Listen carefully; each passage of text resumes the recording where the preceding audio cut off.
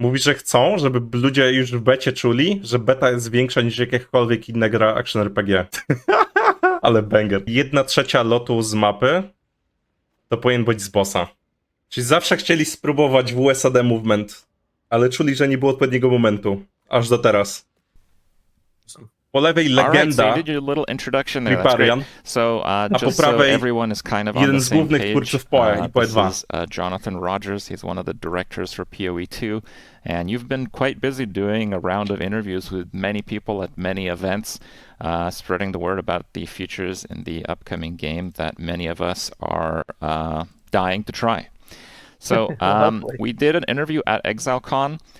There's been a few announcements since, but I've noticed that you've actually been really active on the Path of Exile 2 subreddit, answering questions of just about Dużo anyone that przykładów z tego has one for subreddita you. po Exile 2. It's been kind Wrzucałem of do nas na difficult for me Discorda. to kind of compile all that information. So maybe I'm going to ask a question that has been asked already. My goal is to ask new questions.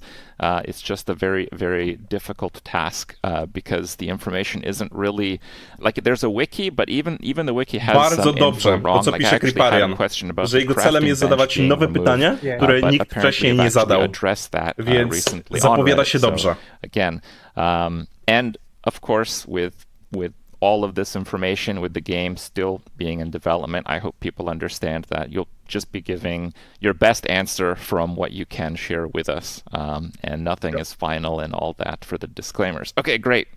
So I wanted to start with a round of the questions that I kind of put together. And then I have a number of questions that I saw unanswered on Reddit, on actually just a few YouTube videos. I pulled some questions from chat, and we will pull further questions from chat as we go throughout the segment. But yeah, so it should be a pretty good segment. So first, I kind of wanted to dive and talk a little bit about the last trailer that you had, which was the Mercenary trailer. Podpytuję o Mercenarza, jego trailer. WASD movement. And I tried to kind of imagine this, like, you know, how I would play with it. It feels like I would, a lot of the time, not want to go exactly right or exactly left or exactly up or exactly down. And with the keyboard, it's maybe a little bit difficult to actually combine that. Now, I know some people really wanted this feature, so you're bringing it to them. But I have to imagine, is this more tailored for like a controller-style gameplay? So that wasn't our initial thinking. I honestly, it was just when I was, trying out the Mercenary. So this had been suggested in our studio a long time ago. To be clear, right? Like there's people have been saying, "Hey, maybe we should do this for a while." And I was kind of always on the idea that this is something we should try, but it never was kind of like the right moment to do it because it is quite a complicated. Czyli zawsze chcieli spróbować WSAD movement, ale czuli, że nie było odpowiedniego momentu. Then when we were doing Mercenary stuff, I was kind of like, okay. We have some of the preconditions we needed to actually to go and try it. So the other thing as well, of course, is like people in the community have been keen for ages. So then I was just like, you know what, let's give it a shot. And I wouldn't say that controller was really the first thing on my mind. It was, but I mean, obviously the improvements we make, I'm sure, will benefit controller. But it really was just like making, how can I make this class feel good? And kind of generally my feeling is że to nie było pod konsolę, tylko dosłownie the combat feel good is what we will try. So it's kind of just one of those things that happen that way. I don't think that the limitation of having only 8 directions with WASD is particularly a problem in practice. It seems to kind of just be fine, just from me playing anyway. That hasn't really been an issue, and because the character always sort of looks towards where your mouse is, it doesn't honestly even really feel like 8-directional movement because the character can technically kind of walk in any direction relative to where they're facing. So you end up kind of just completely forgetting the fact that it's actually 8-directional, and it just kind of works. Jedyne co mnie stresuje, and I guess you're probably one of the only ones who has tried it. Are you a convert? Are you going to be a WASD enjoyer? A czy Jonathan przejdzie na WSAD? I'm pretty sure I am. Yes, I was actually very skeptical outside of range. Like my first, when we were talking about it, I was like, okay, this is going to be a thing for range. I don't think melee is going to be that great. Mi się wydawało, actually, że the reason why I thought that was, podręczny. there was this game. Now, what was it called? I don't think it ever actually released. It was in beta. It might have been called like Pagan Online or something like that. from ages ago, and they had WASD movement in an action Powiem wam, RPG. co jest moim I stresem really z kierowaniem w USAD. I thought Że wyobraźcie sobie klikanie w USAD oraz 1, 2, 3, 4, 5. Że to może być trochę niezręczne, nie? Klikanie jednocześnie, chodzenie wsadem plus klikanie 5 klasek. Ale zobaczymy. Is that it actually felt really good, and I think the reason is because of the step attack stuff we have. What that means basically is that when you attack, we have different animations depending on whether you're moving at the time, and also depending on whether there's a monster. Kurde, that's kurier, like, dziękuję ci where the monster ślicznie, is zarówno za relative rajda, jak i so subskrypcję. we've got Bardzo mi animations miło, of the character kurier. sort of stepping forward. Dziękuję ci ślicznie. The key thing we're trying to do there is to make it so that you never Bardzo miło. lose Mam momentum nadzieję, że się dobrze on bawiłeś your dziś. character. So it's your like it feels really bad if your character just kind of comes to a stop and then attacks. Yeah. And so by adding these extra animations, it allows us to make the character feel like they're kind of flowing forward and then going into the attack. So because we have those, I think it actually Zajebiście to drastically wyglądało, improves kurier. how melee combat feels with WASD. And I actually am a fan of it. I think it feels pretty damn good. Generalnie kurier, jak nie wiesz o co chodzi, Give it a try. twoi widzowie, I mean, I was to skeptical as oglądamy well, but, wywiad on your Creepa z Jonathanem recommendation, o I guess, PoE2. Na razie more of us jedyny will, temat, jaki perhaps be poruszyli, more to dopiero się open-minded zaczęło. on it. To jest o Now, movemencie w since you USAD. mentioned there's like Jonathan more mówi, of an że active był flow sceptyczny, of combat. The mercenary okazało się also zajebiste, has, ale myślał, in addition nie, to no to the będzie tylko instant dla attacks, ręcztów. Pograł something melasami that i powiedział, nie no, na caught my eye melasach was też jest the attacks zajebiste. while I moving. przekonuje, że ludzie Now, pokochają chodzenie the wsadem. closest thing we Zobaczymy. have to this is some form of cyclone or cyclone triggering other skills in Path of Exile 1. And with cyclone actually being a pretty poor skill otherwise, it still has this mainstay in the game just because it can be used while moving. Is this going to be like a full attack while moving, or is it like cyclone-ish where you have certain movement penalties? Like, is there something you can elaborate on that? And maybe if this is something more than just what the mercenary will have? No. Yeah, so Zobaczymy. on rapid shot in particular, basically you just get a 50% move penalty while you're doing it. So just whatever your movement że jak speed na is, przykład will be rapid halved, shotujesz mercenarem i during rapid chodzisz, shot. to And masz po that sort of prostu tends to feel penalty, pretty minus 50 reasonable. movement speeda. This is something that I'm keen to do more of with other skills in the game. I think it actually makes the pace of combat feel faster when you can sort of begin attacking before you arrive at your next pack. Or just sort of otherwise having something to do while you're retreating.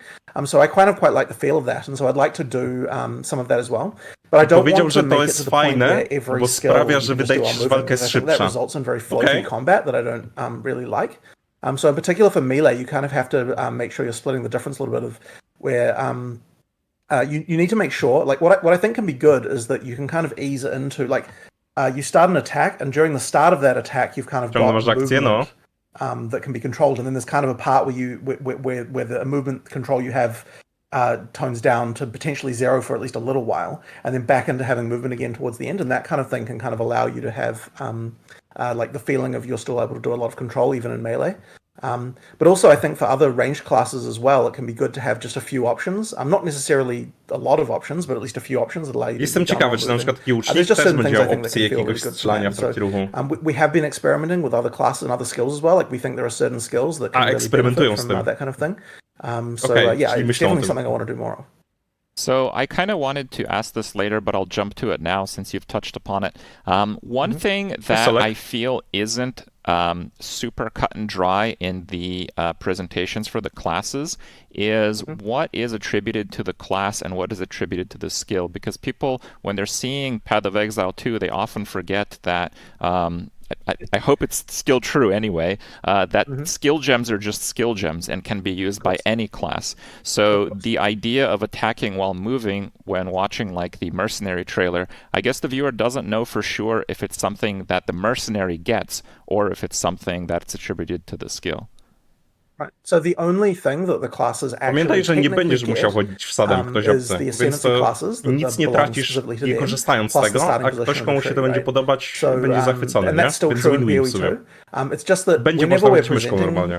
like content, especially when we've got like an audience we expect to have a lot of new players in, we kind of tend to want to keep to the stereotypes and kind of not like go into that other side of things too much, because I think it just confuses the issues. And really, when you're presenting a class to someone, what you're kind of presenting them is some kind of vision for what type of a character they might want to be.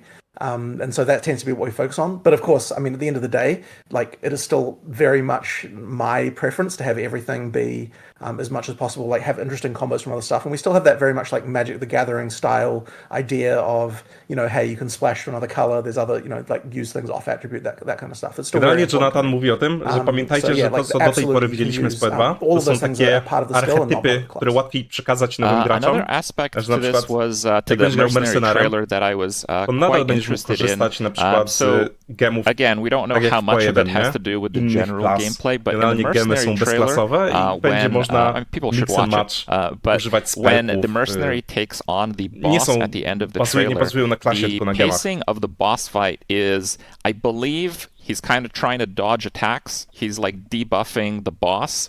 And then when the boss gets to about like 30, it just dies super quick. And I'm guessing it's because he's stacking up all these debuffs throughout the fight.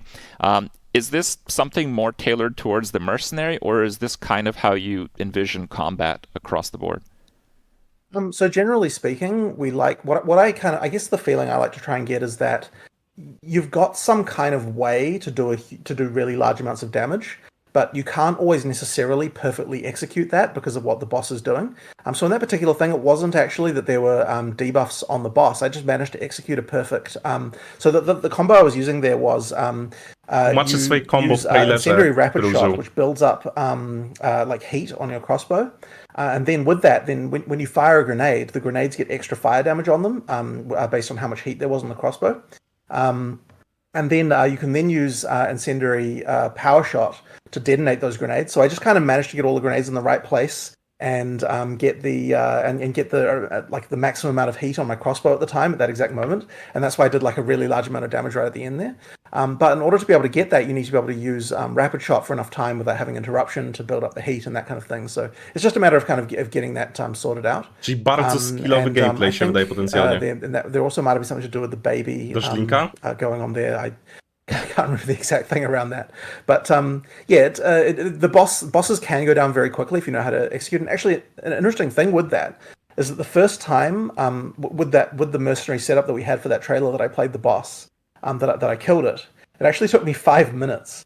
And I said to Mark, hey man, what's up with this boss fight? Like, that's taking way too long. Like, what are we doing here? And he's like, what are you talking about? It takes me like 1 minute at most. Like, Czyli mówisz, że w trailerze zabił tam bossa poniżej minuty?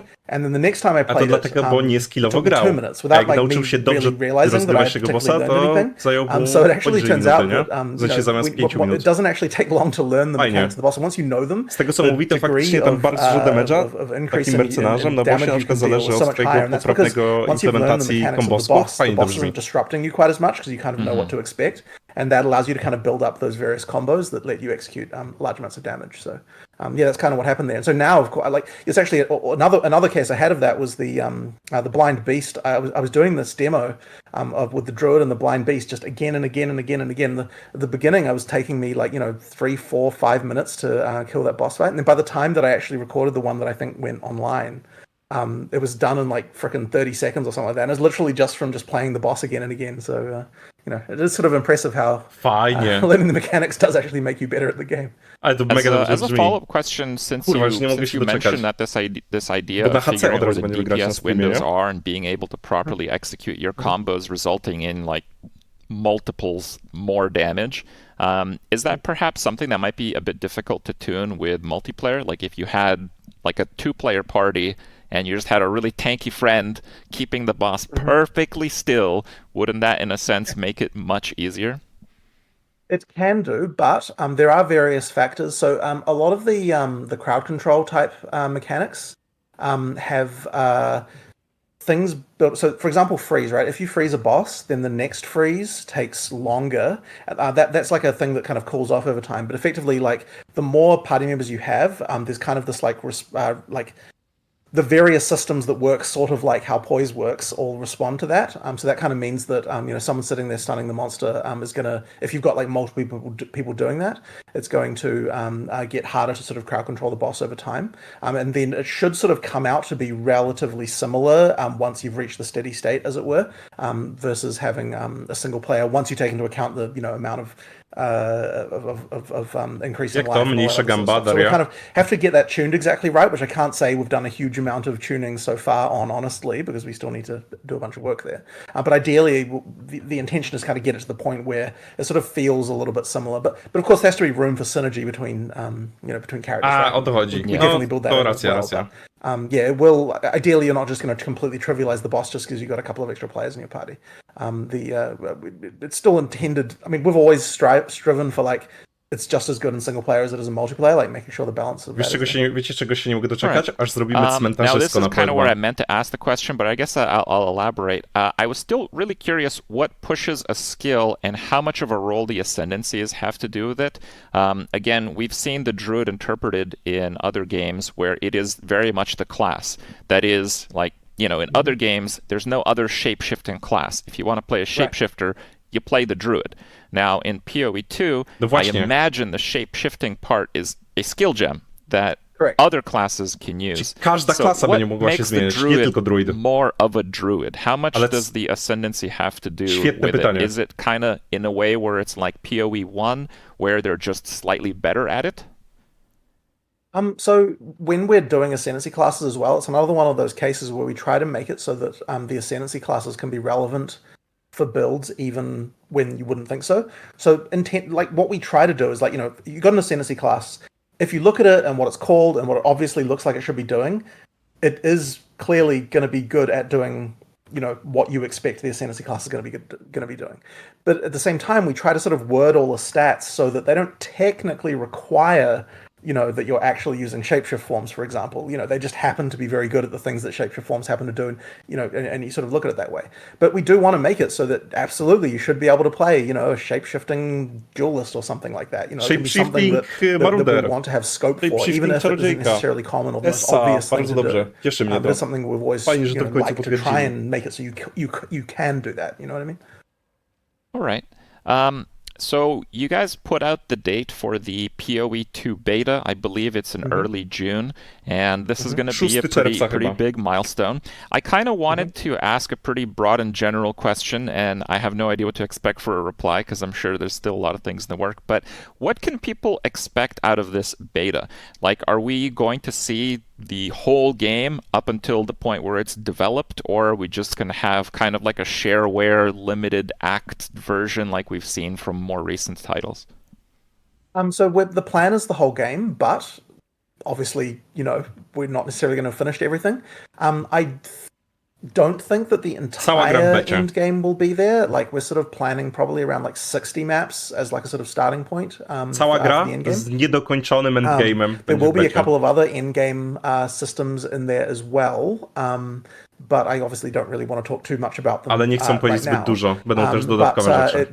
We really do need to make sure that it's the whole campaign at the very least, and maps as well. I jak się zapisać just do so that we can bety? actually Prawdopodobnie do będzie progression supporter testing, pack za because if we can't $30 test z the whole jakimiś game, we're kind of not skinkami really do learning anything on kluczem. that economic Tak front, było and I think zazwyczaj z that jakimś is one of the more patchem important things we 3.0 can czy get coś. out of the beta, and making sure that there's nothing too kind of like I don't know, like nothing that's like breaking the game too hard, because during beta, obviously once you're out of beta, right, like we can never remove items or really, like they have to exist forever at that point, right? So we want to make sure that everything's good there, but making sure that the progression is good and all that stuff really just requires the whole game to kind of be there. So yeah, it won't be like all content, but it will be like not especially not an end game, but it will be a very sizable amount of it. And there might be like a couple of classes that we can't initially do. I'm hoping we can do all of them, but we'll sort of see where we get to with that. But it should be most of them at the very least. And I honestly, like, I should hope that anyone who's in the beta would see it as a game that is like fully, like, has full quality and as big or bigger than any other kind of action RPG title that you would get. Well, that's Mówisz, great. że chcą, żeby ludzie już w becie czuli, że beta jest the większa different niż places on the jakakolwiek internet inna where gra people are action talking RPG. about PoE 2, the players that don't already play Ale PoE banger. 1, their main concern has to do with Path of Exile in general as a genre being a bit complex, and with Right. new game releases generally trying to at least touch upon broad appeal. Is there some things that PoE 2 wiadomo, is co mu tackling chodzi. differently than PoE 1 to kind of grab the attention of some prospective players? So I think that, like, this is kind of one of those really complicated ones, because it is very important to us that we never dumb the game down to the extent that, you won't be able to do all the interesting stuff that we're known for. But at the same time, we do obviously understand the fact that, we're known as a very complicated game. And I think it's sort of interesting because there are certain things about that. Like, so I've actually been talking a lot recently with people on the team about this and like what we can do to kind of improve things. And I think there's kind of a mix of factors.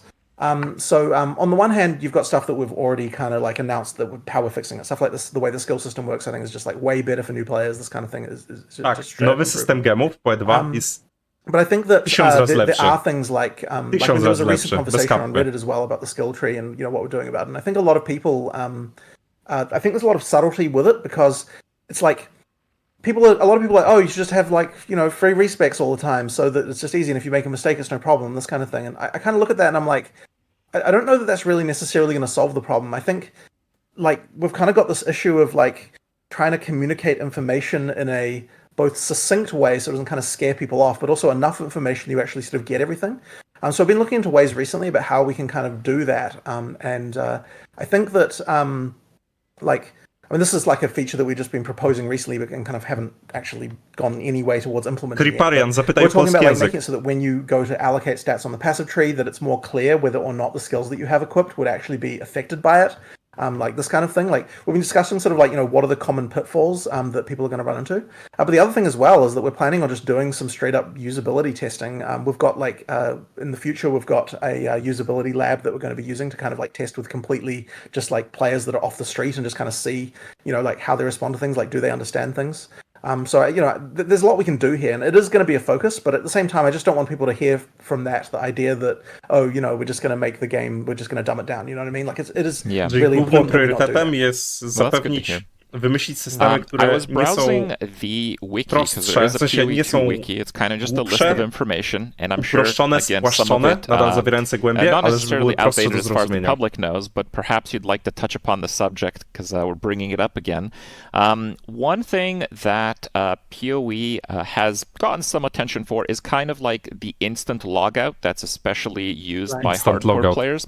On That's the it. wiki, I found that there Patrzcie. is set to be a 2.5 second cast time for opening portals Oni mid-combat, chcą to wyrzucić. and taking Yuppie. damage Actually will just- interrupt it. It is actually just in boss fights. You can do Oh, it okay. instantly when you're not in a boss fight. But yes, the idea is to actually prevent you from doing that, right? Like we want you to actually have to actually fight the boss and be able to kill it in one go, ideally. Or maybe that there's a few points of the boss fight where where you would be able to take the opportunity. But the key thing is there's still some skill there. It's not just it isn't just a matter of like like Że na go bossie, and jak będziesz chciał go wyjść, I see. będziesz musiał So you try to przysiąść find na the 2 window where sekundy you i can wykastować cast your portal. portal to kind of reset Yeah. your flasks Poza boss and fightem będzie kind of maybe instantowy. make a quick change. But if you, my understanding, and I think this was the case for the demo at ExileCon this year, if you die, the boss encounter does reset, right? Correct. Okay. And I've also learned, Tak. again, on the wiki, so again, I'm not sure if this Wielu is current, software'owych but graczy będzie płakać. apparently you can pause during solo play. I Is jak that się right? zginie na bossie, Yep, you can. Do to you boss się see this resetuje. as potentially being abused by hardcore players, pausing in a moment where they for sure will know they'll die and they'll just wait for like the next patch cycle or hotfix to like reset their character's position? So you can always log out and reset the boss fight whenever you want, right? Like you're not going to. If you alt F4, ultimately, that ends the boss fight, right? Because because you can log back in and start from scratch. But the key thing you can't do is just whittle the możesz. boss down like one, like log out, Aha, go back to nadal town, będziesz heal, go back to the logować boss na fight, and bossie. continue from scratch. You know what I mean? So like it Okay, is dobra. actually. I mean, maybe okay isn't the word, but it is a thing you can do to alt F4 from a boss fight to prevent. Okej, nadal będziesz mógł prevent lognąć na bossie jednak, And I think ale that będzie is to działało o something tyle that there is really inaczej no niż do tej pory, solution for że- if it even honestly needs solving. Like it's but because now but in PoE 1 będziesz musiał the powtórzyć to z cost wasn't high początku, enough, od right? zera. Because like you just go back and continue the boss fight from where you left off. If you still have to be able to kill the boss in one go, if you know what I mean. Yeah. In PoE 2, which was not the case before. So and this actually, by the way, is something that we have to be really careful about because it means that bosses that are progression blocking can be actually progression blocking, right? Like like if you can't kill it, you just can't continue the game in some cases, right? If it's an act boss or something like that. So people have to get good in some cases, but also we have to just be really careful that those progression People have to get good, completely bo alienate nie skończą kampanii With that in i mind, będą I'm mogli actually już rzucać ciałem w something that bossa. came to mind is it going to be like a one campaign per character type of thing, or will you be able to like have multiple characters to kind of help with the bosses along to kind of alleviate the progression?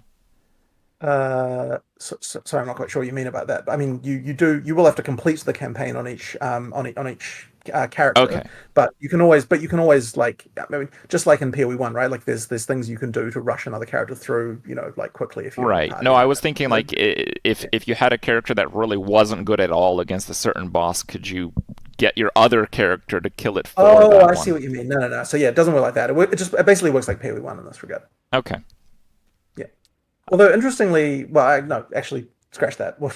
Nie no, zawsze można w PoE zoverlevelować, strywializować. W PoE będzie to samo. So I have maybe a difficult question for you, but around the time we got Ruthless, we started hearing some of the news for PoE2, and a lot of it kind of matched up.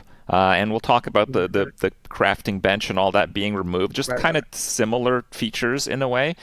Ruthless in PoE1 has seen kind of like lukewarm popularity.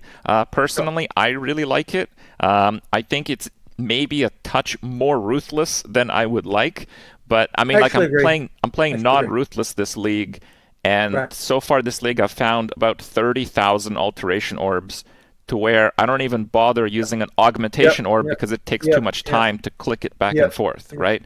So obviously the answer is somewhere in between the two. But I agree. How are you designing the kind of the pacing of the game and the abundance of currencies and items and all that? What has the goal changed, seeing Ruthless not like explode in popularity, I guess is my question. So there's a lot to talk złe about przyjęcie here, like Ruthlessa wpłynęło na ich decyzję w związku z I guess the first thing with Ruthless is I think Ruthless did definitely go too far. And more to the point, I actually think Ruthless bundled in too many things in one go. I think if Ruthless had just been item drop changes and hadn't done a lot of other things that Ruthless did, like, for example, crafting bench removal and the movement skill stuff and like a bunch of other that stuff, I think it actually would have gone down a lot better. And I also think as well that there probably wasn't enough attention paid to map sustain and a few other details like that.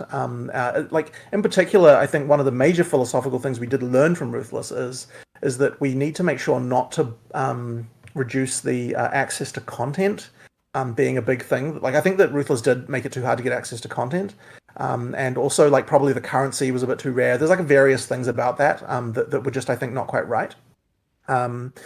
But also, and I'd love to fix those in Ruthless, honestly, but the problem with that is that whenever we say, hey, we're doing a bunch of Ruthless stuff to improve it, we just kind of get a lot of, why are you working on Ruthless? You know what I mean? Like, so I don't think that, like, the ship has kind of sailed there, unfortunately, which is a bit of a shame, which isn't to say we won't ever address it, but I think we at least learned a lot from Ruthless to help there.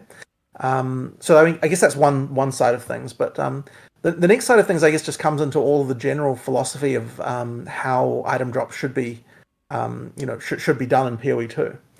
And I think everyone can agree that we definitely need to fix the fact that the amount of shit on the screen is so high that, I mean, like...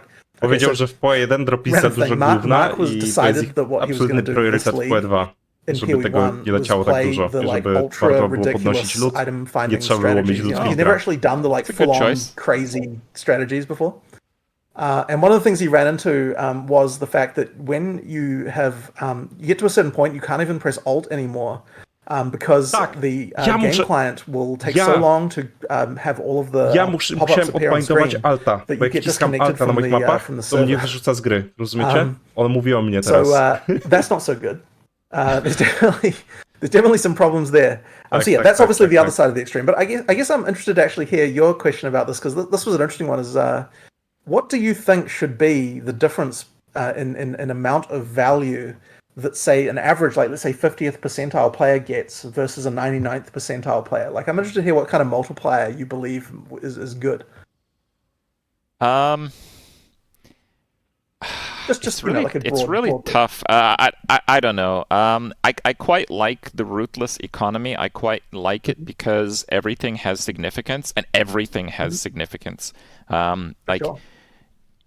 After playing Ruthless quite a lot for like 2-3 weeks, I start to have an overabundance of transmutation orbs, right? So that's when they start losing their value.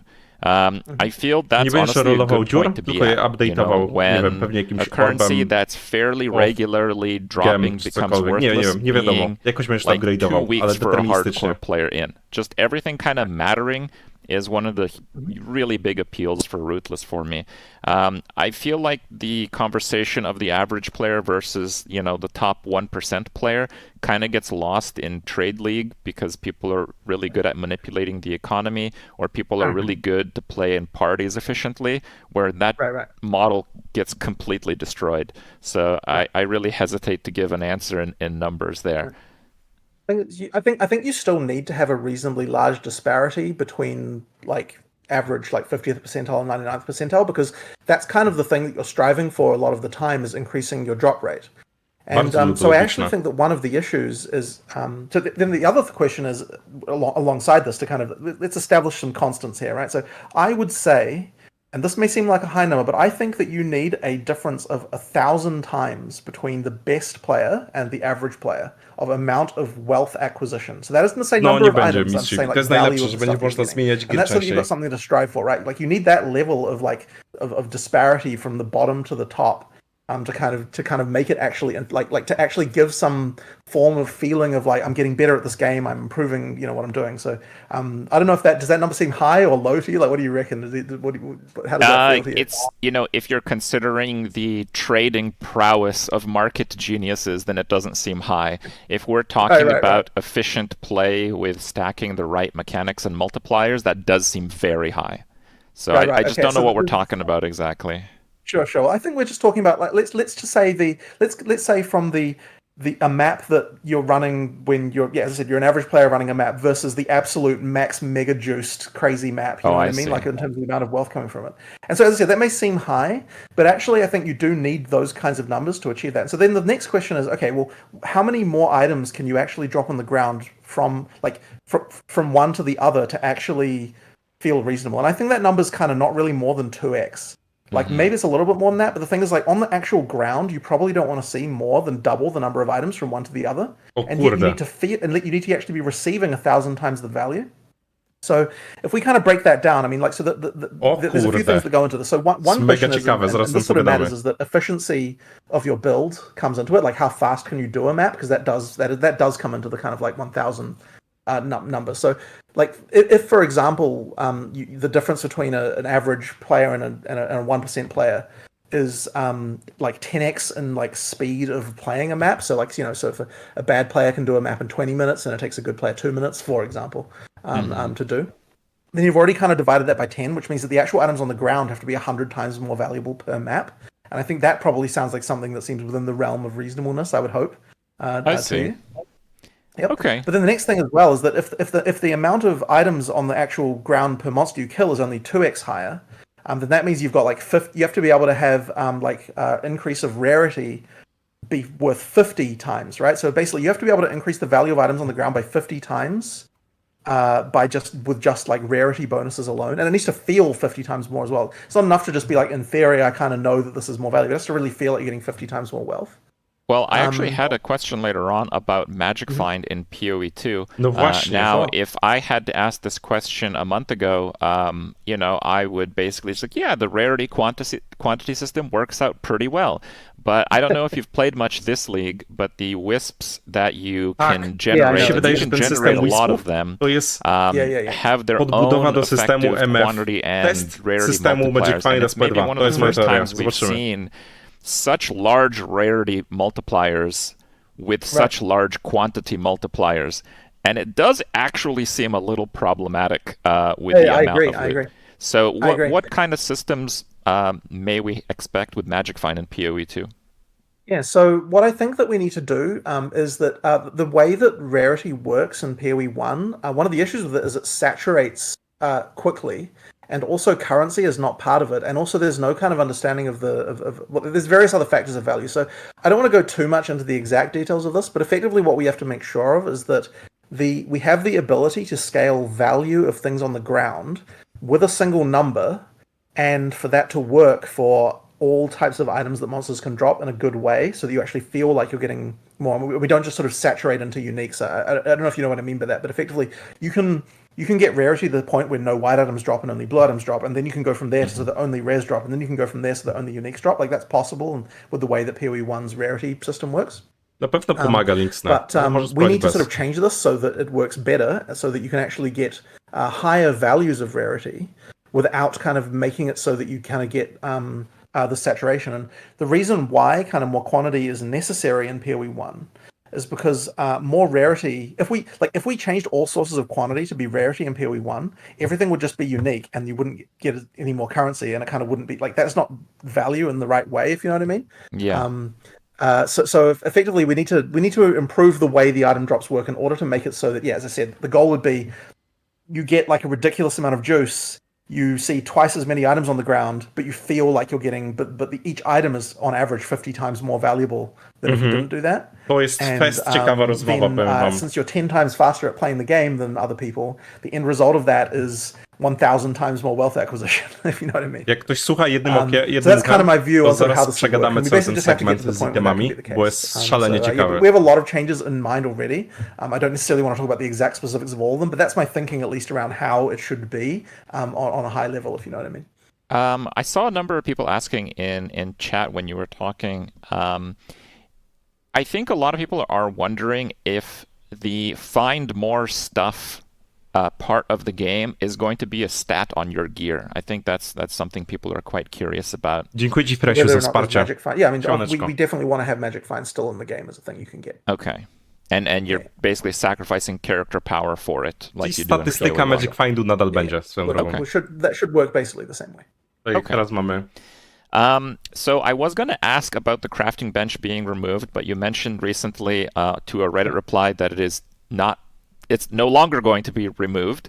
And I kind of maybe wanted to ask more of a broad question. One part about Path of Exile 1 I really like is knowing that I can kind of guarantee some kind of big parts to making a character when like a new league starts.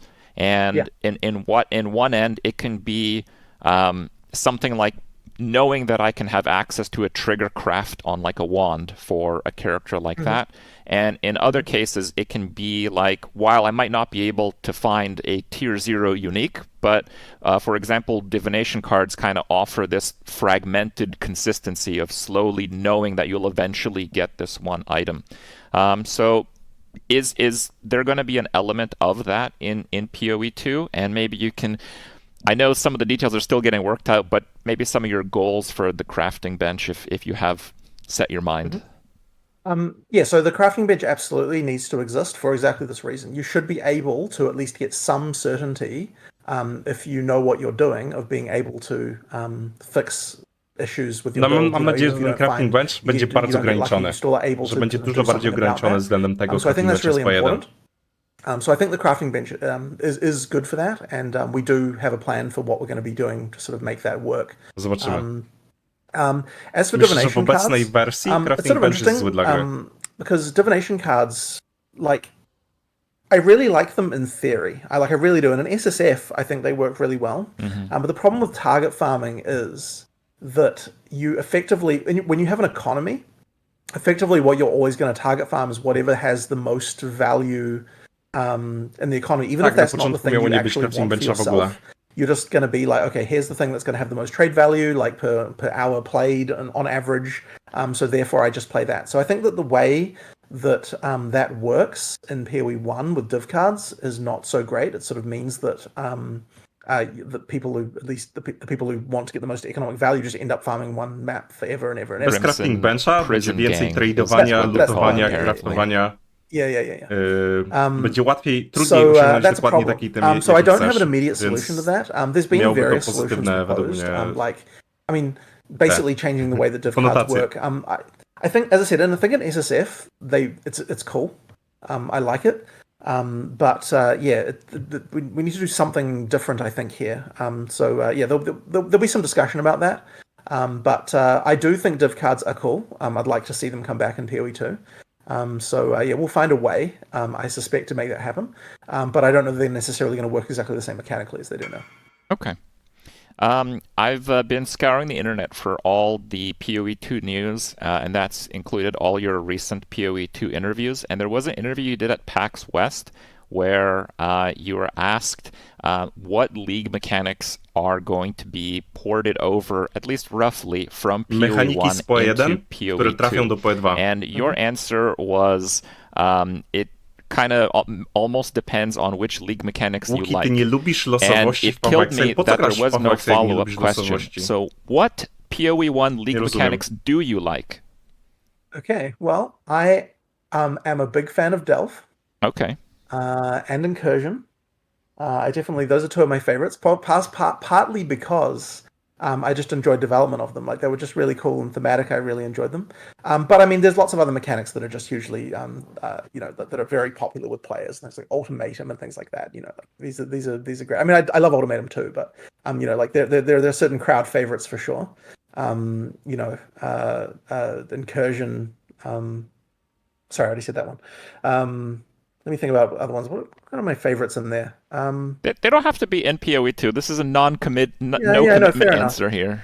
I'm just trying to think of like, what are my other favorite ones? I mean, Breach, obviously. Breach was one of the earliest leagues that I really felt there was just something really, like, I feel like, because what was before Breach? There wasn't really that many good ones before że Breach. Breach szybko będzie Delph, Yes. Breach i Incursion. Surely not. Ale on ma esse? Ma Am I esse. wrong about that? Jeez.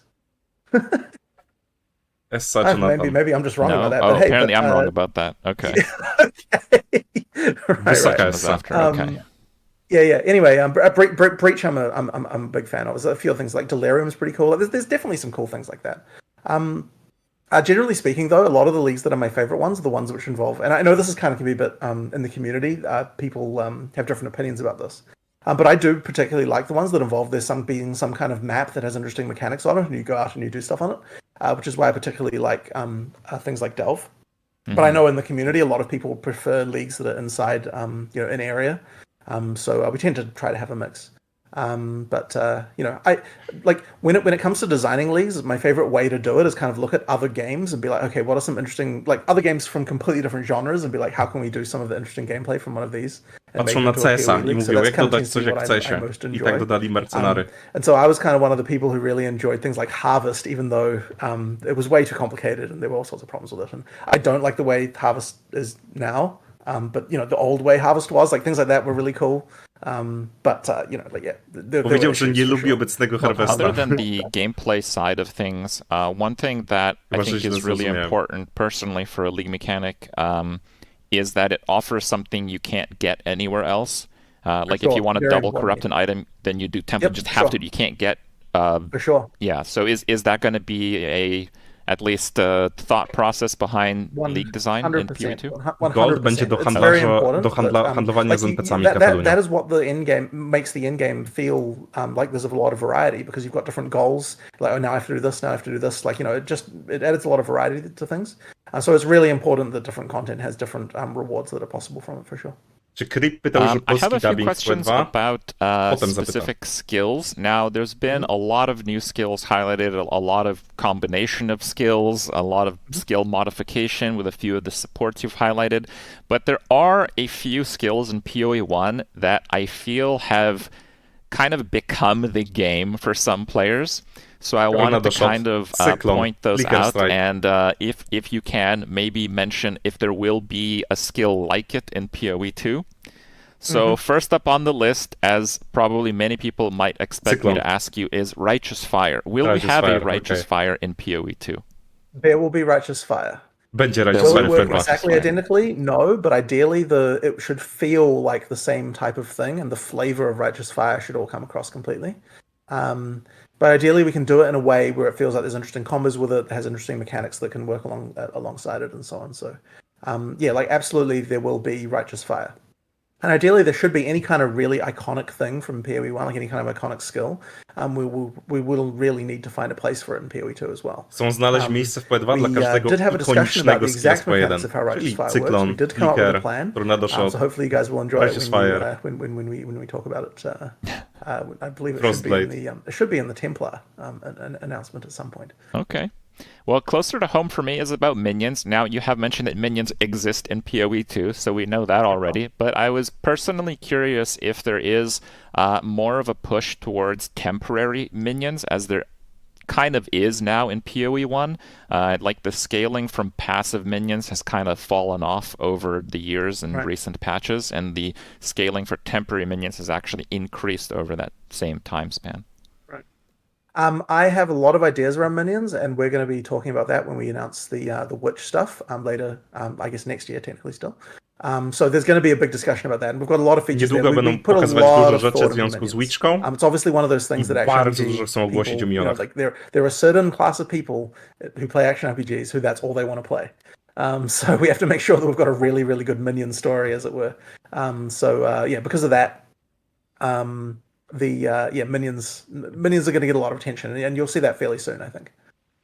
Now, one Very thing soon, with minions we'll see that a kind of lot about comes as a minions. drawback in PoE 1 is kind of the visual clarity, where once I have more of a powerful summoner and I'm summoning more minions and they have like more AoE in their attacks, I feel like the visual clarity of just me being able to see the boss mechanics kind of starts going down and down. Mówi o In tym, PoE że 1 jak has this like dużo setting which minionów, is like to nic nie bloom, widać na ekranie, but that to jest affects taki both żrek things. It wizualny. affects both I the jak boss się do tego mechanics Jonathan in some odnosi. cases as well as like your skills and the minion skills. So there's no like great way to kind of maintain full clarity of the boss mechanics. But I am stronger, so I don't know. It's kind of been a trade-off in PoE 1. Is there some address to this in PoE 2? There isn't like a specific technical, like here's the specific solution, but I can tell you that visual clarity of minions is like the primary concern that I have around minions for sure. When dużo o tym rozmawiają. Stuff, because that is how there is a certain feeling you want with minions where you kind of like in PoE 1 it just feels like chaos a lot of the time. Like there's just shit everywhere. Like it doesn't feel like there's a front line, as it were, and things like there's these kinds of issues. I want to try and make it feel a bit different in PoE 2. So we do have a lot of like stuff around this, and even if you looked at the whiteboard in my office right now, like half the issues on there are visual clarity to do with minion issues right now. Czyli it's definitely że w jego pokoju jest whiteboard i połowa rzeczy obecnie na whiteboardzie dotyczy visual clarity minionami, czyli bardzo poważnie to as well as just there's just a lot of it's kind of like 1,000 individual subtle things that kind of add together to make things to have more clarity. And that's kind of true across PoE 2 in general. Like there's a lot of focus on trying to make sure that there's visual clarity with the skills, even though they look really modern and cool, that there's still clarity. Like because we're get the opportunity to have a bit of a reset here graphically, it means that we can consider very carefully like what slots around the enemies do the different effects go in, and like how can we make sure that like we're kind of making sure, okay, like if something's like on like a, and this may actually not be like 100% correct, but it's like if something's on the like blade of the weapon, then that is always a herald effect, for example. Like nothing else is taking that slot on the character, so you kind of know that like like these kind of things are kind of what we're trying to do to make sure that everything has its place, and you kind of always can see things without having to have too much overlap. Hopefully, I mean, sure, a little bit of that goes out the door a little bit when you start having MTXs heavily involved, but at least without those, like the visual clarity should be very good if we're doing our job well. Okay. So bit of a subject swap here. In PoE 1, when it comes to designing a character, a lot of it kind of has to do with putting check marks on defensive goals. So the first round of goals is like avoiding lockouts, so don't get stunned, don't get frozen. And then the second one is usually don't get killed by physical damage, because physical damage is unique in a way where more of it just ruins your ability to stack armor. And the third one is just like, does this character get one shot from typical stuff that happens to it? Is this kind of going to be a similar checklist in PoE 2, or is it a different approach to defenses? I don't know that it's not particularly easy to necessarily avoid that, but what I would say is that I would hope that we don't get to the point where you have to feel like every character needs to be completely immune to certain mechanics. Like ideally, it should be a reasonable choice to choose between, is this something I'm mitigating or is this something I'm completely Ale myślę, że gra powinna być zbalansowana wobec so niepełnych that should always feel like it's a choice. immunities. But at the same time, like że nie powinniśmy having mieć certain pełnej things you need to be odporności able na to deal niektóre with as part of a build efekty. is, you know, Wolę like ten part of approach the, I guess, the trade-off zmniejszania you're na making przykład, when it comes to like, you know, how, like, że krótsze stuny you need a bit of dostajesz, tension że to make dostajesz mniejsze defense, szoki i tak to make dalej. it so that you don't just make a complete glass cannon with zero attention paid to defense at all. You do need to some extent to have you know, like how am I going to deal with this particular problem? So I think that will still be a thing, but I can't promise Myślę, the że exact właśnie details around it will be the z same. avoidów powinni This więcej... is honestly something that I am not myself as involved with, I would Większą say, część as some other people on wysiłków the team. wprowadzić I w mean, to, obviously I żeby still kind of efekty like, you know, talk obniżone about były this stuff, ważniejsze niż avoidy. No, you po know, prostu. people like Nie chcę Rory się and powtarzać, Mark sorry. tend to be a little bit more, you know, like knowing about, like have specific thoughts around that stuff. Well, maybe this isn't too apt of a question, but I'll ask it anyway. Will you perhaps eventually be able to trivialize a mechanic entirely? Like, I know the stun mechanic in PoE 2 is much more sophisticated than PoE 1, but are you able to make a character that's completely ignoring stuns of all kinds if you want? There should always be a way to do that. The cost of it should always be something, right? You know what I mean? So, like, I mean, there's absolutely will be a unique that's going to be like, you can't get stunned, right? There's going to be uniques like that. Okay. There may be a keystone that does like that does that in exchange for some kind of big downside, but there always just has to be a downside in order for that to be able to happen. And then, of course, you know, you should be able to invest in stun reduction to the point where it no longer phases you as well, right? This kind of thing should be possible. So that should always be possible. It's just always like cost benefit, right? Like, what are you, you know, what are you trading for that? In terms of character design, I think it's maybe, at least for me, one of the best thing that PoE 1 does, where it always seems difficult to get enough of everything. Like, you can make a character that does millions or even like 1 billion damage, but you can only really do that if you have no defenses. Or you can make a character that's extremely tanky, but the damage ends up being lackluster to a point where you literally have to tank more things. For sure. Is this going to be a similar approach to PoE 2 character design? Absolutely. And this has actually come up when we were discussing the tree about like things like, okay, so this is another tree philosophy thing, is like, okay, should it be that the reason that you get a variety of things on the tree is because there just aren't enough nodes for a given thing to be able to do that? Or should it be that there's always enough nodes to be able to allocate for a given thing? It's just that you don't want to do that because you've got other concerns that you need to do. And I think it's the second one that's important. Like, if you really want to allocate every single point into, you know, some particular stat, jakby rozwój postaci ma być większe. Random like that, o then paręset there will be nodek. nodes for you to do that. Więc it's just that you don't want to do that because, you know, chcą, żeby te wybory były I think that's kind of trudniejsze. just generally how we look at our philosophy around this stuff. All right. So some people aren't quite aware because, you know, it's one class here, one class there, and we haven't seen a lot of like the trailers for the classes that already exist in PoE 1, which we have at least heard of a little bit, that they're being redesigned in some ways. But eventually we're going to have 36 ascendancy classes in PoE 36 klas 2. postaci, nie? And my first question is, if we have like twice as many ascendancy classes, is there going to be a different design in like the lifetime of a character when a new league comes out or a new content update comes out? Like, are you expecting players to play like many characters in each season, or like one or two, kind of how they are in PoE 1? I think it would just be like how it is in PoE 1, honestly. The fact that there's a lot of options there, I mean, the intention is for PoE 2 to last a long time, right? So like ideally, you know, like having more classes like that just means that it's going to be a lot longer before you have run out of stuff to try. So ultimately, that's the reason why there's so many, that we just want to have a lot of stuff that you know to play around with. So yeah, I imagine that in each league it's going to be 1 to 2 characters, just like it is in PoE 1. Mm-hmm. In PoE 1, it's taking like dedicated players that are focusing on leveling. I'm not going to say some days, which are like the fastest times, but let's say like a week to hit max level. Is that kind of like a goalpost that you guys are trying to hit in PoE 2 as well, in terms of the pacing for a character? I think it should take a bit longer than a week. I would sort of feel like I'd want to go back a little bit in terms of how long it takes to be more like what it was like odrobinę wolniej się levelowało. 4 years ago, I would say.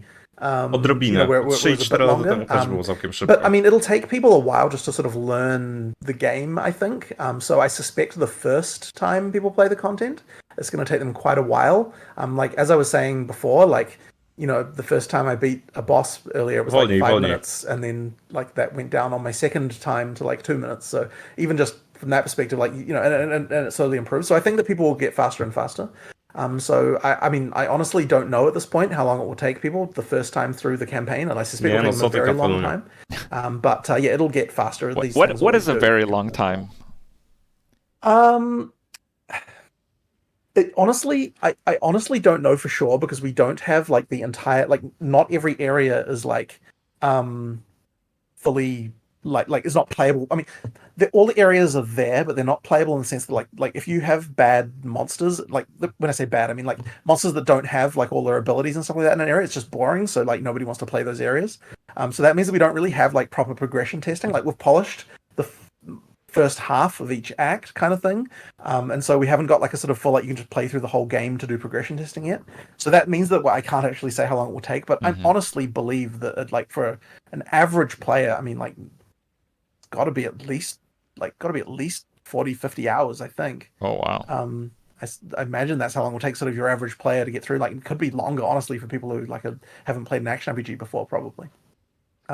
So that kind of things. I mean, I guess that's kind of like half an hour per zone when you include like fighting bosses. Like I sort of want people to die like 1 to 2 times on each boss the first time they play it, because they haven't learned the mechanics yet. Like it should feel that way when you're kind of playing through the first time. Żeby ludzie zawsze ginęli na nowych bossach. And so that will mean like that kind of thing. So like it's just a little bit harder. Like powiedział, że the thing is, I think PoE1 may even be that hard for people who just play the game for the first time now. It's just that once you played it, how many times people have played it, it becomes trivial to the point where you're like, okay, I could never die to this thing. But because of the fact that you actually, that you have to restart the boss if you die to it now, it will force you to actually learn the mechanics and kind of, work out these things during your first playthrough.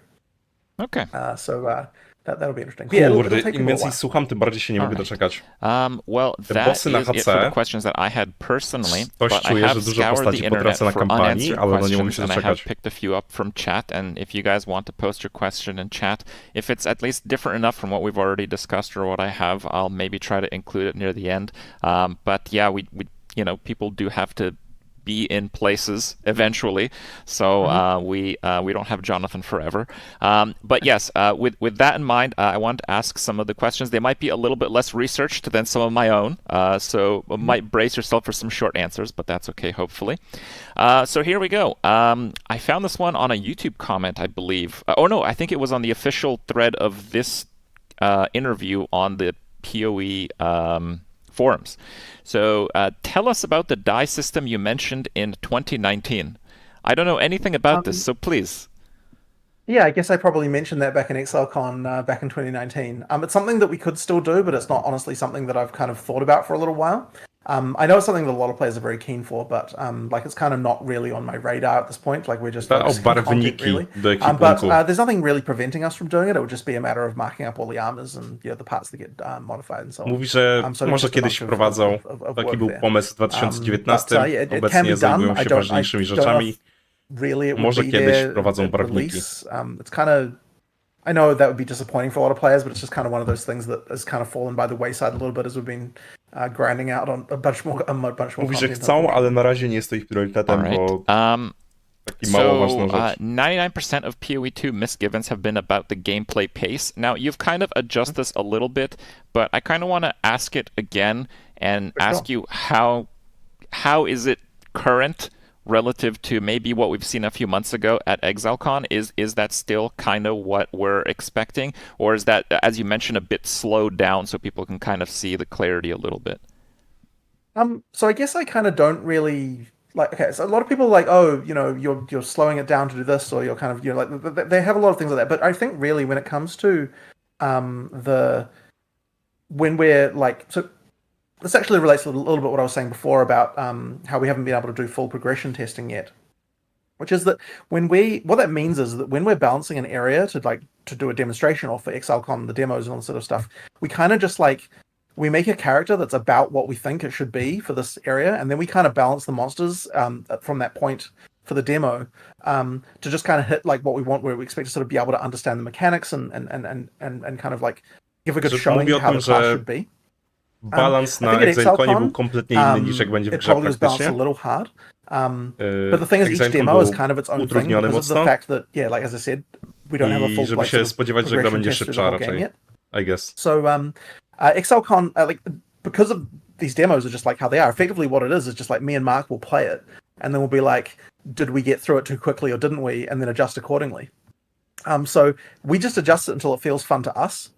So I think when people maybe sort of ascribe a little bit too much to that sometimes. That being said, I think that it's probably best to look at the pacing stuff to be more like when we were discussing earlier with maps and what the median player versus the 1% players would be doing. I think we still want to make sure that there's still a 10 times disparity in efficiency between a good and a bad player. Tak, Solek, ale powiedzieli, że nie dali rady zrobić so that would certainly imply that there can be certainly a pretty good amount of pace you can get kampanii za bardzo. But what I do think is also bad, and I guess this is another philosophical thing, is that I don't think it's really good when you someone opens up Path of Exile on Twitch, they look at what the game looks like at the absolute 1% end of it, and it just looks like utter, just like what is even going on the screen. You know, it's just like shit is everywhere. There's like there's no visual clarity. I cannot tell what the hell is going on, and the boss melts in like 2 seconds. You know what I mean? Like I don't think that's really very good either. So you do need to be able to get a lot more efficiency than the average player, but we do have to be a little bit careful. But I don't know, like I guess all of that is to say that like it's a little bit hard to say exactly what the pace will be like in maps at this point. I have no doubt that the peak will still be high, but it may not be as high as it currently is in PoE1. I think that's very likely. Generalnie Jonathan mówi, but at the same time, like it's really important that people feel like they're able to break the game. Like you want people to feel like, oh, I'm breaking the game right now. I'm like got an insane amount of projectiles, like way more than I should be able to have, like all this kind of stuff. So yeah, I guess there's a bit of a hedged non-answer, which I worry is a bit of a problem here. Well, it's still in development. I can't fault you for that. Right. The way that I asked the question was, kind of seeing post-Ruthless Experiment what your thoughts may be on the matter.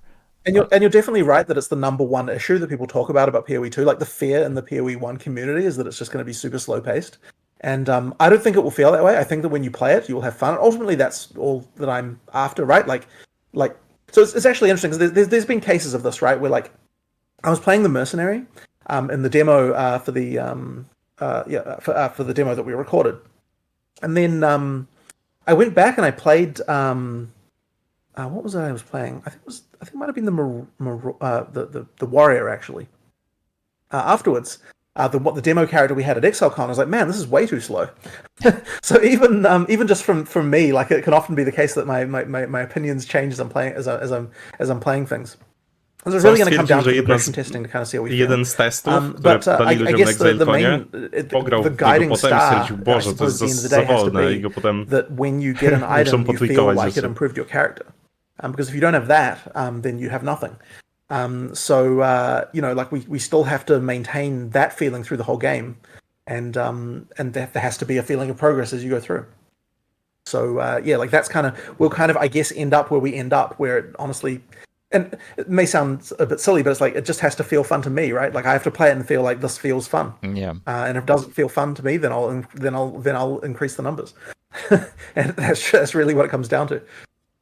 I have a question about how much of an endgame map is the boss in it, I suppose. You've kind of answered this slightly through your mastery of, repeatedly going up against these bosses and just defeating them faster and faster.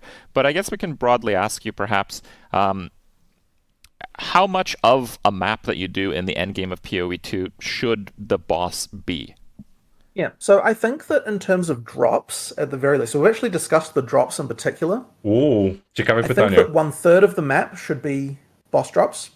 Mówi, że 1/3 lotu z mapy monsters, to and powinien 1/3 być of z the map bossa. should be other events and things that come up, like League content and things like that. Czyli bardzo Which chcą, isn't żebyś to say zabił bossa. necessarily that every map will always have stuff like that, but on average across many maps it should be about 1/3, 1/3, 1/3. Bo boss powinien odpowiadać za 1/3 ideally lutu. that should roughly map onto the amount of time that you spend doing those things as well.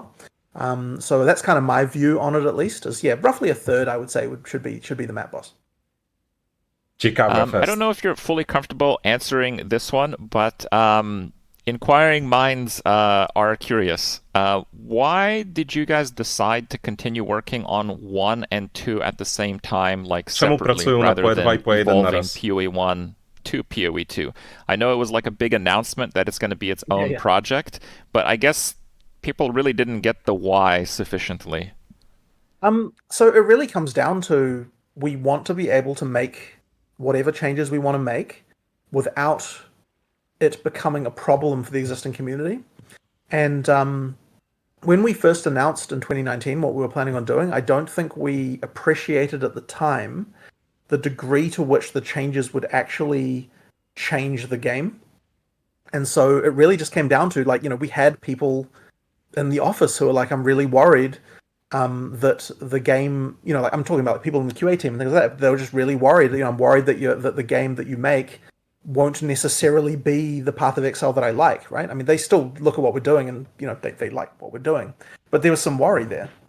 Mm-hmm. And so when I heard that, I kind of thought about it like pretty hard for a while. I talked to Mark quite a bit about it, and we kind of said, we really just wanted to be free to be able to let the games diverge without having to constantly work. Because I worried that the decisions that we wanted to make for PoE, like, I didn't want PoE 1 to hold PoE 2 back as far as like having to make balanced decisions. Like, we didn't want to have things like where we're like, oh, we can't change this because then all these players will get angry, or things like that. We wanted to be kind of free to be able to just like make whatever changes we wanted to make. And I think the PoE 1 compatibility idea a nie, że was just wprowadzają zmianę, starting to become a która thing. We're like, oh, we can't change this because it would rozżarzy jakąś część community. Bo tak, część community that's really the reason. Tą rzecz miała w PoE1. And once we decided that, I think we started to get a lot more crazy with the kind of changes that we were doing. So things like WASD, I don't think would have happened under the old model. I don't think we would have been able to accept that kind of thing, just because the mode we were thinking about was much too much a kind of like, we're extending the game rather than making a new game. I think it was not enough in that direction. So it really just comes down to that. And as for why we want to continue supporting PoE1, well, I mean, like, it's still a great game. It just it's just a bit of a different game. So I think it's absolutely very valuable to support, and a lot of people will still enjoy it. Like, I see no reason why we can't do both. All right, that's excellent. I had a question. People were wondering about hideouts. The question they had was, are you going to have bigger or more in-depth hideouts than PoE 1? But I guess the base question is, are we even going to have hideouts at all? There'll be hideouts. Będziemy mieć hideouty UP? Mechanically, I don't think they'll probably change too much. Maybe there's probably more we can do to make them a bit more interesting. But I still really like the whole freeform placement and decorating and all that sort of stuff. Like, I want to keep all of that. It should work the same way. And also the PoE 1 microtransaction hideouts, I want to still be there. In PoE 2, you can still use them and just have that as your hideout. Like that should all come across. A question was about losing experience on death. I think it's pretty interesting because right now in PoE 1, some people like it, some people don't like it, but the landscape for it is like, if you run up against the boss where you die, you just look up how to beat the boss, or you look up a build that can beat the boss. But with none of that existing in PoE 2, I feel like the death penalty, if it was the same, would feel a bit overbearing in some cases. So in campaign, there's no XP penalty in PoE 2. Nie ma XP penalty w kampanii. And that's because you're expected to die to the bosses. And basically, as soon like the declaration of I want you to be dying one to two times for each campaign boss for the first time, kind of implies what becomes an XP penalty then. And also in PoE 1, that was the only penalty that actually was anything, because of the fact that you could just go resume the boss from where you left off. Whereas now the penalty is that, Tak, Wilon, a do tego mikrotransakcje z PoE2 będą przechodzić retroaktywnie do PoE1. To jest pojebane. So that's fine. We don't need the X penalty anymore. But the one question is, what about in maps? And I don't necessarily think that the X penalty is that important in early endgame. But I think in late endgame, it actually is very important. And that's because you need, in order to have some kind of challenge to make it challenging to get to level 100, you need to have something that's kind of going to make it like effectively a build check, as it were, to make sure that you actually have survivability in your build. And so the X penalty is what makes that allowed to happen. So we definitely need to have an X penalty towards the very end of the game. So I'm not exactly sure what we're going to be doing to sort of kick that in exactly yet. But there'll be some kind of kick in of X penalty towards the later end game to sort of make it so that you still have to actually have a survivable build to get to level 100. The next question I have, I'll just read it as it was asked, but I do know there's a bit more to it, so I'll add on it a little bit. So the question was, how do we interact with flasks, and how many flask slots do we have? I know it's been announced that the flasks kind of will not recover from normal monsters and will be kind of in a way replacing guard skills. Chciałbym sprawdzić. So do you have maybe a bit more to add na about przykład, that? zwłaszcza z systemem WSD, So ale basically, zobaczymy. the philosophy there. So just to talk a little bit about why we did that. So to have it so that only blues and above monsters will actually recover life flasks, because there wasn't enough state in Path of Exile 1, in my opinion, with regard to your character. And what I mean by that is, and this actually, which one was it? I'm talking about Final Fantasy 13, I think it was. Was that the one? I think it was Final Fantasy 13, which is a game I hated. The reason I didn't like it was because your character, you effectively every time, every time you finished a battle in that game, your character was reset to full life. What that meant was, is that there were really no resources. Like there was no feeling of like if you fight a group of 5 monsters and you fight the same group of 5 monsters again, it's literally always exactly the same fight. There's no resource that carries on between the fights. And that was a thing that made me really dislike that game, because it just felt very grindy, because there was no sort of feeling of tension of like getting, like in previous games in that series, there was this feeling of like, you leave town, you kind of have this like your health is kind of slowly decreasing as you sort of go through the game, and then eventually you run out of resources and you have to go back. And while I don't necessarily want it to be that you're always going to run out of flask charges in PoE 2, that is not the case. I do want it to be that it isn't just that you're always on full flask charges, because the flasks have to kind of on some level the flasks are really your health bar. You can recover your life in PoE very, very quickly. And so it's really your flask state that is kind of the main state of your character. And so like that is something that I kind of want to make still be the case. Now there's going to be things like leech and so on that's going to allow you to solve those problems that not in, like without necessarily using flasks. And then of course towards the end game you're going to be replacing some of your flasks with other things and so on. But I do think that it is important that you don't just feel like every time I kill a pack I get all of my life flasks, my flask charges back. Mm-hmm. As for guard flasks and things like that, flasks are a nice like resource limiting mechanic that we can use to allow for things where we don't want to have a cooldown, but we do want to have something that you use on occasion. And I think the tension between life, mana, and what other resource that you have is pretty good. But at the same time, we don't want to kind of be flask piano where you're just like constantly, constantly using them. So ideally, they kind of get to a point where you use them in the right circumstance, you don't use them otherwise, and there's some interesting tension there. And they can serve as a nice resource mechanic that all players have access to, that you can kind of choose, like what you want to use there. So hopefully that kind of gives you some idea, unless you've got any other questions about any of that sort of like kind of basic philosophy around flasks. Personally, no. I'm kind of curious to see what you guys come up with in the final design of it. I think it's one of those things where there's so many factors that come together to like a feel-good flask system. That's really difficult for me to say. I like it because of right? It's just the whole thing has to kind of have a good feel to it. I will say that not having charges come from normal monsters was an instant game feel upgrade, in my opinion. Like when we made that change. And surprisingly, we didn't I thought we would have to buff the amount of flask charges that monsters gave, the ones that do give charges in response to that, and then we just didn't, and it seemed to be fine. So that might not be entirely accurate, but yeah, it didn't take much to actually make that change work well, as it turned out. Okay. The biggest issue actually was just really early game before you have very many blue and yellow monsters. Mm-hmm. Because you weren't getting enough charges there. So that's when we made it so that checkpoints give you charges, and that kind of resolved the issue, plus a bit of tweaking about early game flask. the pool size and a few other details like that, and we kind of managed to get it to feel pretty good, I think. All right. So a question here is about casual group play.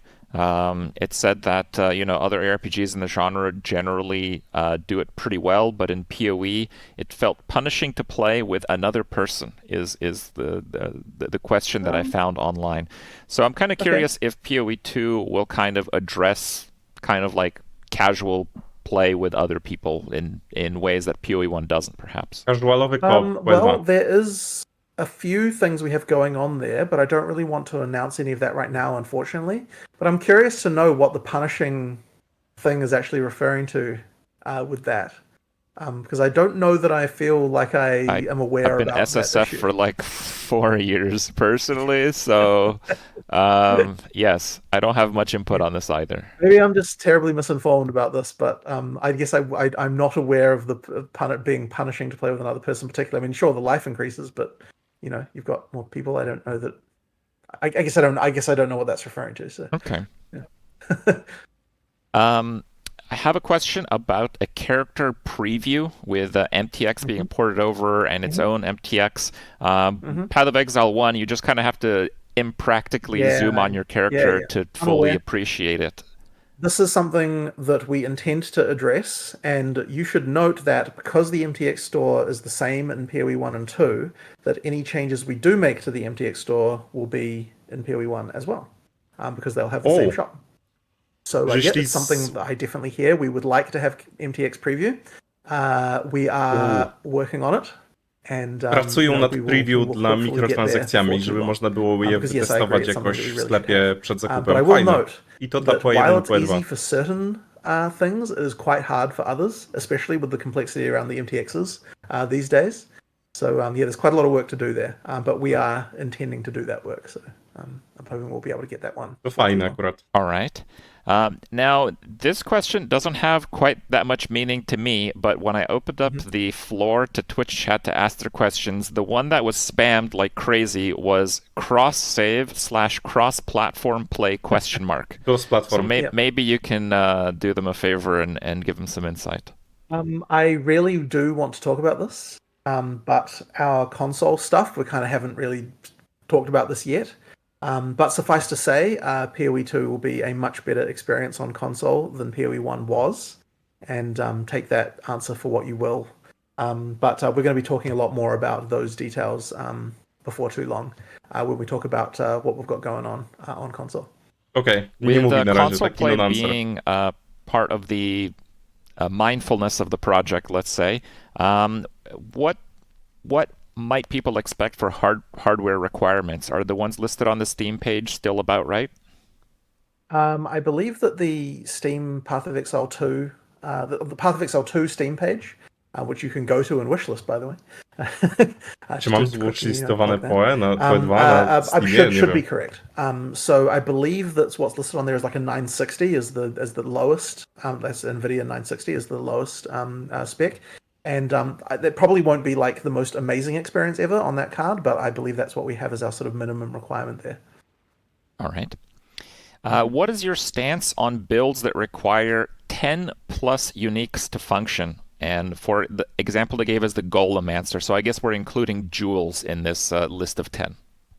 I mean, there should absolutely be builds like that, but ideally most builds have some combination of rares and uniques. It would be my opinion.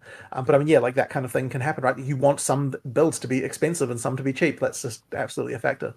So there should be some expensive builds out there. Question: how can we get a beta key for PoE 2? O, jak będziemy zdobywać beta So we klucz? haven't officially announced that yet, but if you look at the 3.0 beta, supporter pack za $30. Supporter pack za $30 będzie pewnie. About the rearrangement of UI pieces, will there be an option to drag buffs and debuffs around, I guess for personal customization, clarity type of thing? I know our UX guy was kind of keen on this, which is possibly what we might potentially allow that. There's sort of various updates to how that stuff works. I guess I'm sort of mostly fine with that. It's probably not W that hard to czerwcu implement, so Skorpion. it's something we could probably do, but I don't want to promise it immediately just because, I'd have to kind of like do a bit more exploration of it. But our UX guy was kind of keen for something like that. Okay. Kurde, ja to 300 bym dał zamiast So I 30, have a pretty long ale jestem question here. I'm pierdolnięty. just trying to understand it, to summarize it a bit. But I guess the question is, how much will you be able to kind of customize an encounter, like, for example, a map, to kind of be something your character can take on? Like, let's say if it's a map with a difficult boss where he'd scale like lightning damage, you wouldn't want to do like a minus max resists in PoE 1, for example. You have that layer of customizability to curb the challenge. Is something like that going to exist in PoE 2? There will definitely be ways to customize. Like in PoE 1, there will definitely be things you can do. Gratki Rapcu, mi nadal nigdy nie wypadł, więc jesteś naprawdę As a szczęśliwy. starting point, of course, Gratulacje. there's just map mods, right? Like just the mods that are on the map, and that's still there and still works largely the same way. Although there will be a lot of the particulars will change a lot as far as like the exact mods and everything like that, and the way that the rewards of it scale and this kind of thing. There will also need to be a system that won't be the Atlas tree, like it won't be the same as the Atlas tree, but certainly there needs to be other sources of mods that maps can get in some fashion, and that will come down to the design of the in-game system, which we haven't talked about yet. But effectively, there will need to be things like that. So hopefully that kind of answers the question about that. But effectively, there'll be the same sort of things you can expect from here. Kurde, chciałbym już obejrzeć jakiś taki pokaz systemów endgame'owych P2. So a question here about the flask system once again. Is there a chance that refilling flasks at wells will be revisited if players don't like it? And maybe I can actually add a little bit of input on this. So in Ruthless, this is how it works. And what I did in my hideout is I put the NPC that refills flasks right next to the portal I normally take when I enter the map. So it's literally like one extra click for me, to the point where, it doesn't really seem super worth it to have that as a mechanic because you trivialize it anyway. What do you think? So this is one of those funny little things where, it may not seem to matter that much. There's just a tiny little extra bit of making the town cycle feel like it has some purpose. You know what I mean? I do appreciate the fact that in Ruthless, sure, I mean, the fact that you can move stuff around in your hideout kind of just means that it ends up in in-game being mostly trivialized. And maybe what that actually means is that for hideouts, we make it so that it works a little bit different, and like it just refills your flasks automatically while there or something like that. But it was just kind of like just during the campaign, though, it just kind of has the slight feeling of like makes the world feel a little bit more kind of, I guess it just you want a bit of physicality to some of these things in some Czy cases. może ta fontanna będzie I don't tylko think w kampanii? once you've kind of done it a little bit in PoE 2, it doesn't feel particularly wrong at all. We've made sure to place the wells pretty close to where the portals are and this kind of thing. But I mean, look, at the end of the day, we're not in the business of making people hate us for no reason, right? Like if everyone's really, really, really hating it constantly, then I guess we would change it. But at the same time, I hope people are just fine with it, and it won't be a particular issue when you actually play with it in practice. All right, excellent. Well, that is my list of questions, and I did kind of go through chat. I know some people still had their own question, but in many cases, I feel like I've in a way interpreted in a different question. So I think this is a good point to kind of put an end to it. An hour and a half, I think, is a digestible format still for most people anticipating Dziękuję Piotr, Path of Exile 2. Słuchajcie. So perhaps we can end on a note. Thank you so much for Zajebista joining us, rozmowa. and perhaps you can Świetnie mention się tego when we słuchało. might expect the next big announcement for PoE 2 kiedy updates or any tidbit of Kiedy news następny coming up. announcement, pyta. So I don't have any particular date, but I wouldn't think it would be too far into next year when we would be announcing some more stuff. We've got a huge amount of announcements to do next year. We probably need to get started fairly early. Czyli All dosyć right. Well, thank you wcześnie so w much for przyszłym joining roku. me today, Jonathan. I hope it's update'ik. been a good experience for you, and I hope chat has enjoyed it as well. Marian, thank you. We'll get this up for you guys to watch on VOD format. And if you have any questions, I've seen outside of this interview, I've seen Jonathan personally reply to many people. Słuchajcie, Świetna robota Creepa, świetna rozmowa, świetnie poprowadzona. Dowiedzieliśmy się masy różnych rzeczy. Zaraz chętnie pogadam z wami o tych rzeczach, co on powiedział o itemizacji, o MF-ie, znaczy o Magic Findzie i o dropie, przede wszystkim. Masa ciekawych rzeczy była poruszona, ale myślę, że jedną z takich ciekawszych był koncept lutowania. Koncept lutu na podłodze. I czego się dowiedzieliśmy od Jonathana? Że chcieliby, aby mega zjusowany, MF-owy, zajebisty content nadal był tak jak teraz, na przykład, nie wiem, 1000 razy bardziej valuable niż zwykły. Że na przykład loot będzie miał wartość na podłodze, tak jak na moim mapce, nie wiem, 1000 razy więcej niż z przeciętnej mapki. Ale żeby tych przedmiotów na podłodze nie było 1000 razy więcej niż na normalnej mapce, tylko 2 razy więcej. Czyli muszą przebudować system jakby tych upgrade'ów do lootu, które obecnie działają na bardzo prostym quantity i rarity, i to rarity działa tylko na niektóre rzeczy, na niektóre konwersje, nie działa normalnie na karty, na currency, na tiery uników. Generalnie chcą, żeby większy juice, większy magic find, takie rzeczy nie wpływały tak jak obecnie, przede wszystkim na ilość itemów, które dropi, ale na to, jakie itemy dropią. Czyli zrobisz taką mapkę i będzie tylko 2 razy więcej itemów na podłodze, ale żebyś czuł, że ta wartość jest parudziesięciokrotnie wyższa tych itemów niż normalne. Że na przykład lepsze currency ci padnie, lepsze unikaty, lepsze coś tam, ale lipa właśnie zajebiście majonezon. Bo pomyśl sobie, jaki jest obecnie jeden z najgorszych rzeczy w PoE. Że wypada, stary. Kurwa. Wejdźmy na moją mapkę, dobra? To wejdźmy na naszą mapkę. Majonezon, ja ci coś pokażę i ty mi powiedz, czy chciałbyś, żeby ta gra tak wyglądała. Że według ciebie to jest dobre dla gry. Czekaj, wezmę jakiś... To jest na loot filtrze. Stary, tak chcesz, żeby ta gra wyglądała? Nie, dla mnie to jest gówno. Więc to jest dobre według mnie, co chcą zrobić. Żeby tego lootu było mniej. Po prostu gra, żeby wykonywała rolę loot filtra już za ciebie.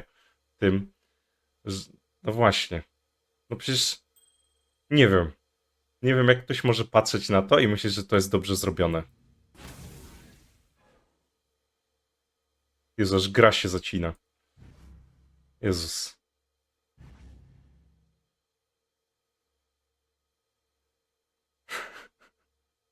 Nie mogę na to patrzeć, nie? To jest okropne. Dlatego krok w dobrą stronę.